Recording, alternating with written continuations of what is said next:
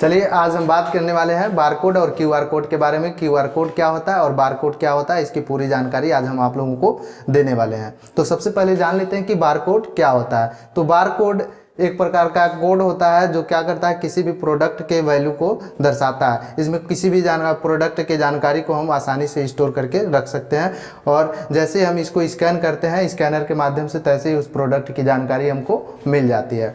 तो इसको जो है मतलब बनाने के लिए बहुत ही लंबा प्रोसेस चला था और बहुत पुरानी बात है। दो दोस्त थे, बर्नार्ड सिल्वर और नॉर्मन जे वुडलैंड। इन दोनों मित्रों ने मिलकर के इसको बनाया था। ये डिजायर यूनिवर्सिटी के स्टूडेंट थे। उस यूनिवर्सिटी में इनको पता चला, किसी दुकानदार ने यूनिवर्सिटी को एक काम दिया था कि मतलब प्रोडक्ट की वैल्यू को स्टोर करने का कोई तरीका बताया जाए या जल्दी से इनको चेक किया जा सके, उसके लिए कोई तरीका दीजिए।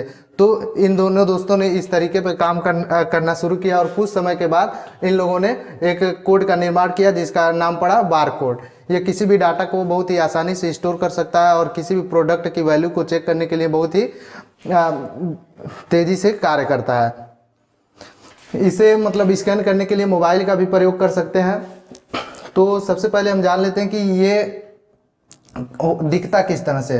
कुछ लाइनों के माध्यम से, ब्लैक एंड वाइट लाइनों के माध्यम से दिखाई देता है और इसमें कुछ नंबर होते हैं। ये दो चीज़ों से मिलकर के बना होता है। इसमें दो भाग, इसके दो भाग होते हैं। एक होता है यूपीसी और दूसरा होता है बार्स। बार्स का मतलब होता है लाइन्स, ठीक है। तो यूपीसी का मतलब होता है यूनिवर्सल प्रोडक्ट कोड।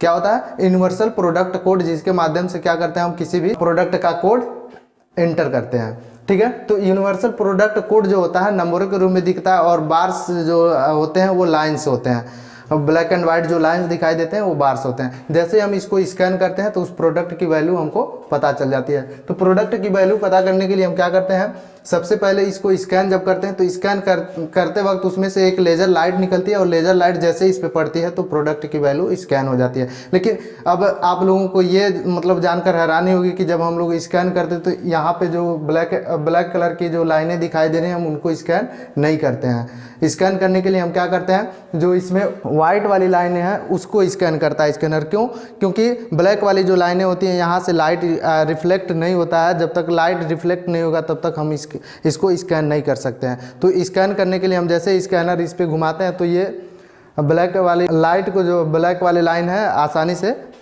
अपने तरफ सम्मिलित कर लेते हैं, यानी कि अपने अंदर आकर्षित कर लेते हैं। जबकि ये जो लाइनें होती हैं वाइट वाली, ये यहाँ से लाइट जो होता है रिफ्लेक्ट होकर के स्कैनर को मिल जाता है, जिससे कोड की जानकारी स्कैनर को लग जाती है। ये कोड जो है सबसे पहले 1948 में लॉन्च किया गया था, लेकिन अभी भी इसको प्रोडक्टों पे जो है प्रयोग नहीं किया जाता था। इसका सबसे पहले प्रयोग प्रोडक्ट पे किया गया था एक चिंगम के पैक पे 1974 में। उसके बाद जो है इसका प्रयोग नहीं किया जाने लगा। ये बारकोड जो होते हैं दो तरह के होते हैं। बारकोड दो तरह के होते हैं, एक होता है मतलब 1D बारकोड और एक होता है 2D बारकोड। 2D बारकोड, एक 1D बारकोड होता है और एक 2D बारकोड होता है। 1D बारकोड जो होते हैं इसमें केवल छोटे छोटे डाटा को स्टोर कर सकते हैं, यानी कि कम डाटा को स्टोर कर सकते हैं। और इसमें सबसे बड़ी बात यह है कि इसमें केवल नंबरों को स्टोर किया जाता है। किसको? केवल नंबर स्टोर किए जाते हैं। लेकिन 1D बारकोड जो होते हैं, 2D बारकोड जो होते हैं, इसमें किसी भी तरह के डाटा को हम आसानी से स्टोर कर सकते हैं, ठीक ना। तो सबसे पहले देख लेते हैं 1D का मतलब क्या होता है। 1D का मतलब होता है वन डायमेंशन। क्या होता है? One dimension. One dimension.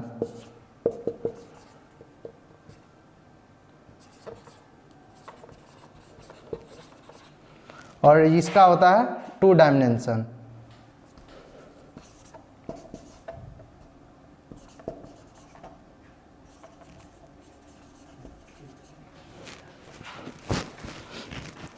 अब देख लीजिए ये 1D में क्या हम बोले हैं, जैसे कि इसमें केवल नंबरों को स्टोर किया जाता है। लेकिन ये 2D जो होते हैं इसमें आप किसी भी फोटो, किसी भी मतलब वेबसाइट का लिंक या किसी भी मतलब प्रोडक्ट की वैल्यू या कोई भी जानकारी, अपना बायोडाटा भी इसमें आप रख सकते हैं। इसीलिए इसको जो है क्यूआर कोड बोला जाता है। अब क्यूआर कोड को जो है 1994 में लॉन्च किया गया था। कब? 1994 में। 1994 में इसको जापान में बनाया गया था। और ये इसका मतलब QR कोड का मतलब क्या होता है, तो QR कोड का मतलब होता है क्विक रिस्पांस कोड। क्या होता है? क्विक रिस्पांस कोड, यानी कि तत्कालीन जो जानकारी होती है इसके माध्यम से मिल जाता है। ये तुरंत हमको रिस्पांस करता है, जैसे हम इसको स्कैन करते हैं ये तुरंत हमको उसकी जानकारी हमको मिल जाती है। ठीक है ना। तो ये मतलब ये जो था इसमें केवल न्यूमेरिक डाटा को हम स्टोर कर सकते थे, नंबरों को, लेकिन इसमें जो है हम किसी भी डाटा को आसानी से स्टोर कर सकते हैं।